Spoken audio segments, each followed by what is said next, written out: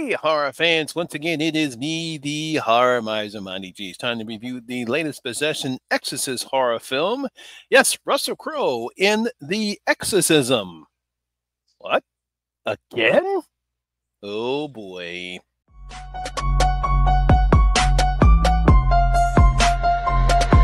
Y'all ready for this?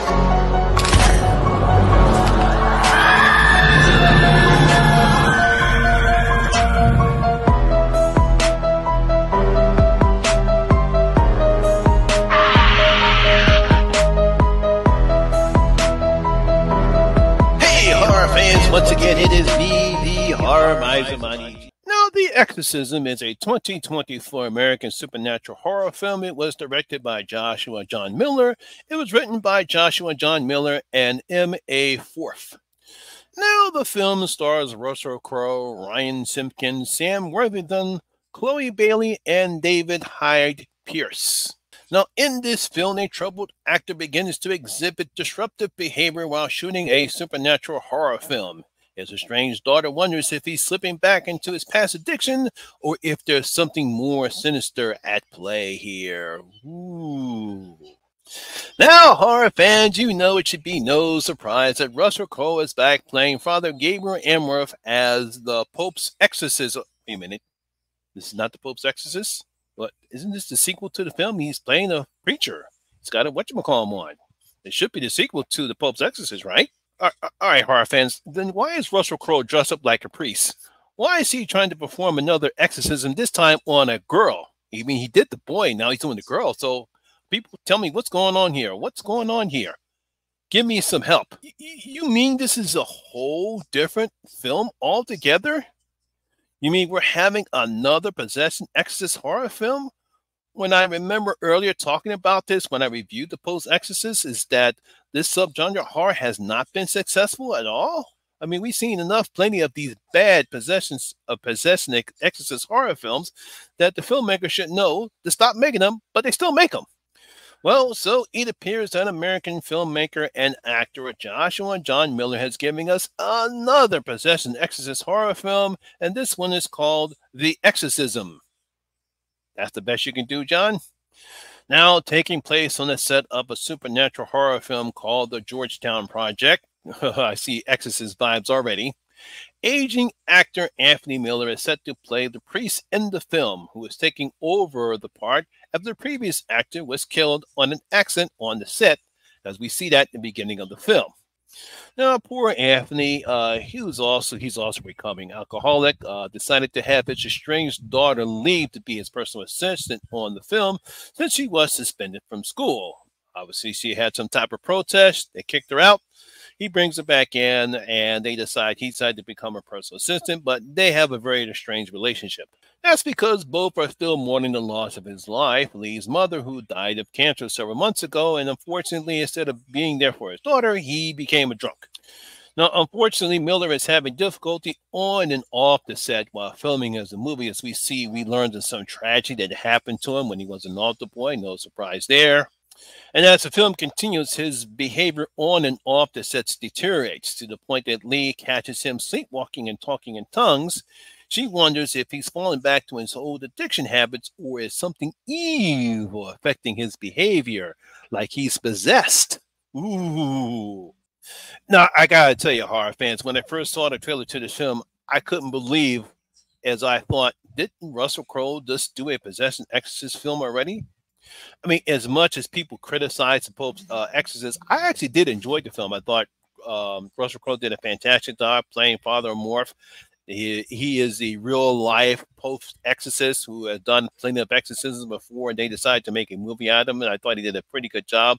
While the film got kind of mixed reviews, it actually did perform well at the box office because it was very cheap to make. I think it only cost like $12 million to make, and it made over $77 million worldwide.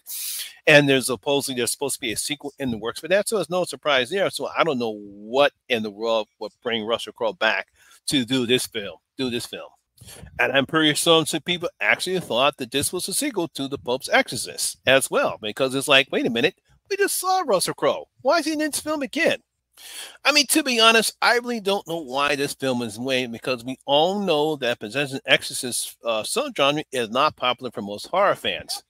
And it's mainly because they don't do anything different. And the filmmakers believe that their film can be just as good as The Exorcist was. And I always tell people when The Exorcist first came out, we never saw a film like that before, and that's the problem. It would take a real incredible work to capture what The Exorcist did when it first came out, and very few films of this subgenre have done that. I mean, I bet the best one that comes close is the Exorcism Emily Rose. That's because Jennifer Carpenter did a fantastic job in her role as Emily Rose, and I can't think of any other great possession Exorcist films besides that one that comes a little close to what The Exorcist did, and that's the problem with this subgenre. There's just too many bad or terrible or just very fair or possession Exorcist horror films.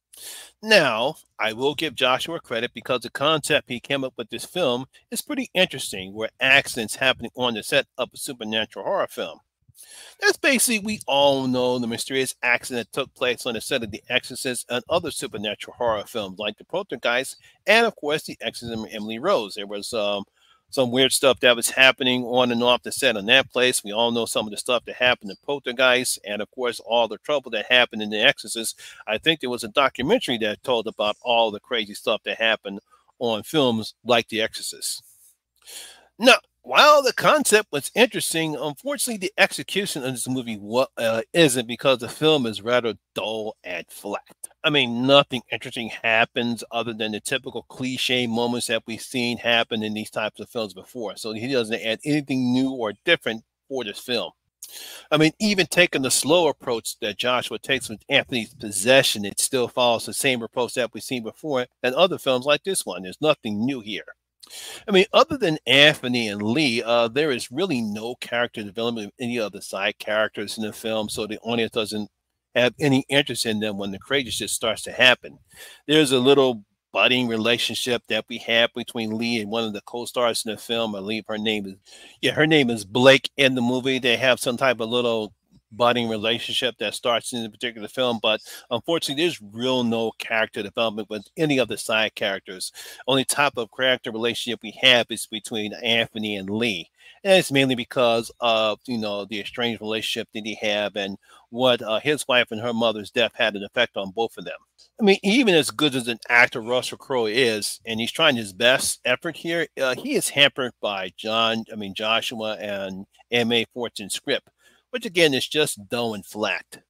I mean, despite the lackluster script, at least Crowe and Ryan Simpkins do have some good chemistry at times, but unfortunately it's not enough to bring any life out of these characters. They really try, but they're hampered by the script. I mean, even veteran actor David Hyde Pierce, better known as psychiatrist Dr. Niles Crane from the TV show Frasier, I mean, he's simply wasted in this film. They really give him nothing to do. No, he plays Father Connor. He's supposed to be running as a technical advisor for the film, but like I said, they don't give him anything to do other than to look serious at times, maybe spout some exposition, and do the typical thing that priests do in these films. It's really nothing really earth-shattering or nothing great in this particular film. Like I said, he's wasted in this particular film. And that's because this film lacks any type of tension or suspense, and it really doesn't have any type of atmosphere or tone that would make the film at least somewhat scary, somewhat terrifying. I mean, even in the third act of the film, we don't get that great scene like we're supposed to be scared or terrified when the supposedly demon's supposed to come out. We don't even get that as well. We just get some type of real powerful scene when I guess we're supposed to see that Lee and Anthony finally come together and work things out, but it's just so lackluster and dull. It doesn't do anything. I mean, while we don't get the typical spider walk effect in this particular film that we see in almost every other possession Exorcist film, I mean, we do get the typical bone cracking and twisting effects that we've seen in other horror films before. I'm not spoiling anything because they show it in the trailer. Again, I don't know what Joshua John was thinking when he would make this one, but for me, while it's not the worst possession Exorcist film I've seen so far, It's not one of the best ones because it's dull, it's flat, it's lackluster, it goes nowhere. I really don't understand the purpose of them making this film. Maybe it looked good on paper because sometimes it does. You might think, all right, we got ourselves a winner, but the execution is just awful.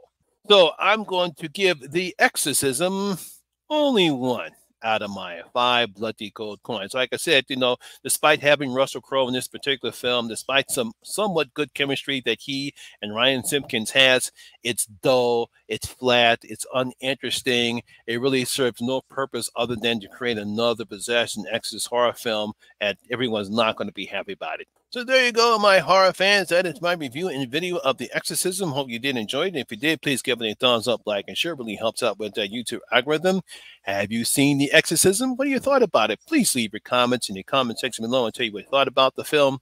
Also, if you're new here, please hit that subscribe button, ring that notification bell. That way we notify anytime when I put a new video such as this one. Once again, my name is Lamont Smith, better known as the Horror Miser Money G, and always remember that horror rules. And I see you in my next video. Like I say, safe out there.